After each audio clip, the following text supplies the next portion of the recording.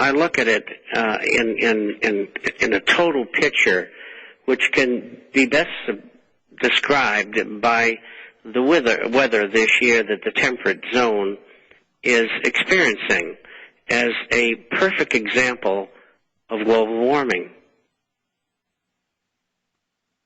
Or the lack thereof? Or the lack thereof. Yeah. And what we have to do is what we were fortunate to have experienced about a month ago, 6 weeks ago, when what I think was an inside job, somebody who had been with East Anglia exposed the global warming scam for what it was. And we need more of those. And I think that's the trigger. That was a gift. Yes, it was. And it stopped Copenhagen, at least temporarily, and cap and trade in its tracks. Well, pardon me? I was just going to say, along those lines, your thoughts. We've got to create a conducive environment of which people can enter, that there is some relative safety for doing the right thing. And right now, that is starting to change. But heretofore, if you were a whistleblower, you were targeted. You knew your time was limited. Most people want to know or don't want to know when the end of their life is, but these people that have been blowing the whistle on, real criminality around the globe, I mean, they're checking their watch, thinking, geez, what minute am I going to check out? That needs to take place, that more people come into this picture that want the right thing done, and more importantly, they're going to conduct themselves accordingly to make it happen. This is not. Well, I think those kinds of things, untoward acts you don't expect, you can call it luck if you may, are the catalysts which bring people together. They're going to say, gee, I believed in that global warming, and now I see the results of these emails on the Internet, and I hear about them on the talk shows, and it makes perfect sense to me that I've been lied to all along. And it doesn't matter whether you're on the left or the right or wherever. The point is that one person who's conservative is going to talk to a liberal, and they're going to have a common ground and say, gee, those snakes lied to us, so let's do something about it. So with that in mind, as an example, it shows that there is a way to win within the system. And Louise Gillespie, in part, tried to articulate that today and is going to do more in the future as well. And as far as the financial aspect is concerned, when Morgan Stanley and Fannie and Freddie tell you that mortgage rates by the end of next year are probably going to be around 6 to 6.5%, and I was predicting 6. That shows you how conservative I am. And when they're talking about that, you know that, again, the residential market in real estate is going to collapse again. That's number one. Number two, the Fed is trying to get banks, which they will, because they dictate the banks essentially, they're having them deposit more money that they have on hand with the Fed at a high interest rate.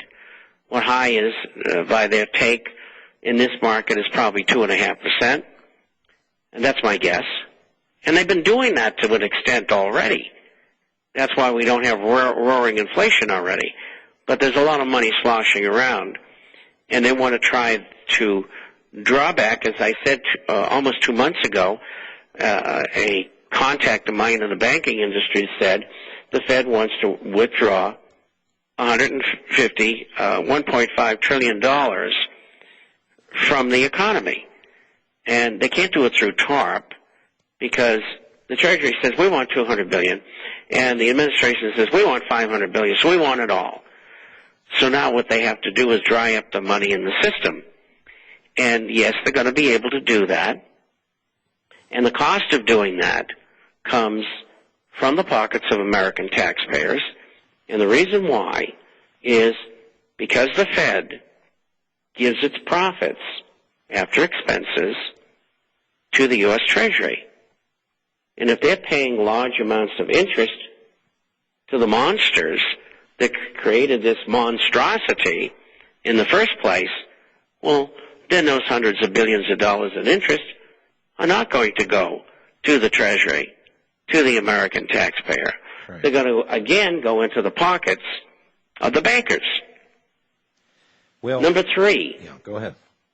I expect that if not by the end of next year, at least the 6 following months, there will be a major move out of the dollar. And the Financial Times, Martin Wolf is telling you that. I have it as a very important link in tomorrow's issue. Wolf is a Bilderberger, he's an illuminist, and he's telling you what they want to do. And that is get rid of the dollar as the world's reserve currency. In that process, I expect that there will be a revaluation and devaluation of currencies.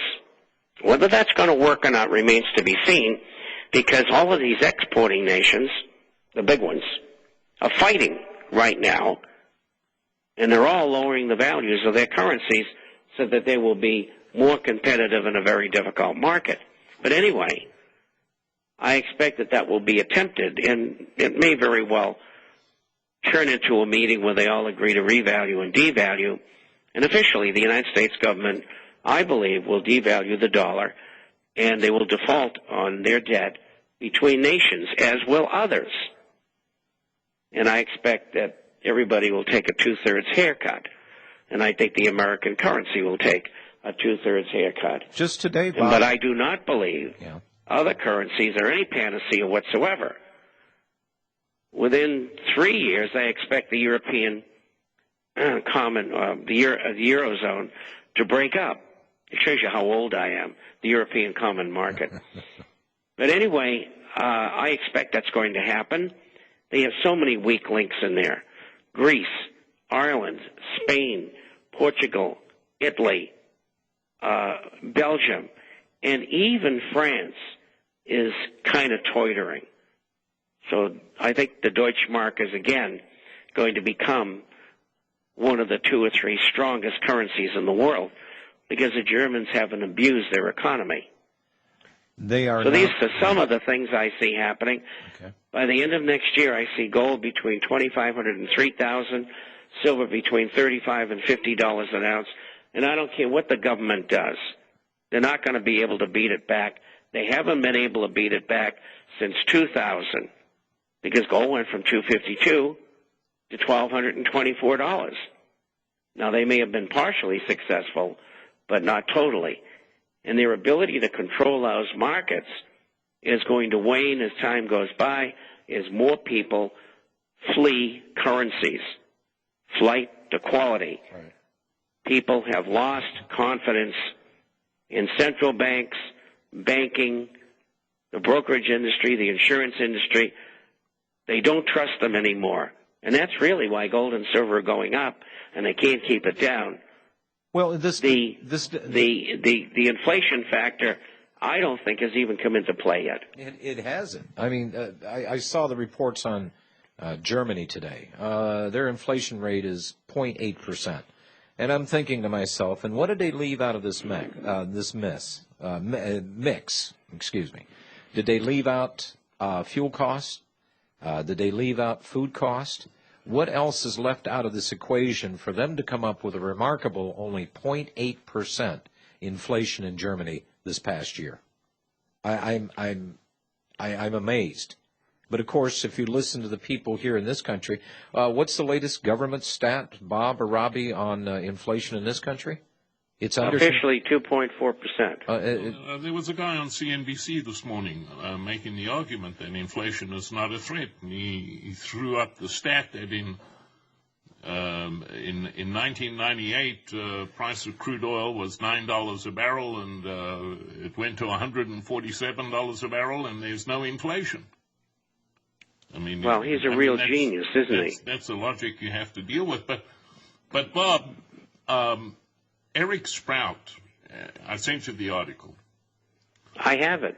Yeah, It's in tomorrow's issue. Your Ponzi scheme? Yeah, which made the observation that out of, because obviously we had the 2-year auction yesterday, we had the 5-year today, we've got the 7-year tomorrow.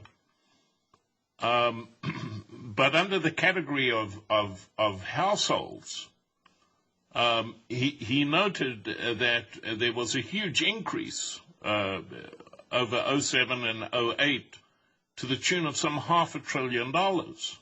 Now, by households and treasuries. If Eric Sprout can figure out that the U.S. Federal Reserve is buying this debt, surely other central bankers around the world can see that as well, and obviously will spur them to obviously take action.